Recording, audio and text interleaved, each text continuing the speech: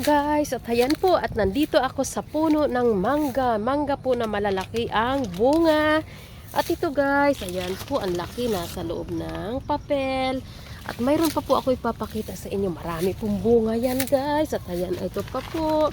Hindi nyo makikita ang laki ng mangga kasi po ay nakabalot siya. At ito na po guys, ipakita ko na sa inyo yung mangga na malalaki.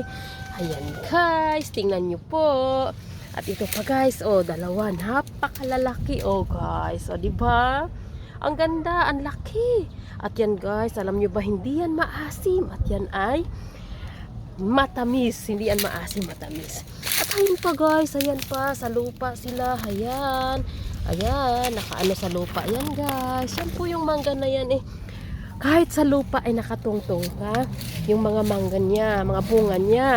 At ayan pa, ayan, maliliit pa yan guys. Marami pa yan guys, maliliit dyan at hindi pa magulang. Yung iba niyan, magulang na po at pwede na pong harvestin. At ayan nga po guys, at hindi lang yan, ayun pa guys.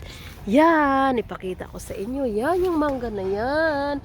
Ayan, at ayun pa nandoon, ayan.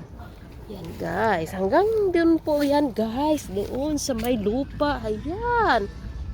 Ayan guys, nakita nyo na po yung bunga ng mangga. Ayan, hanggang dito muna. Thank you for watching!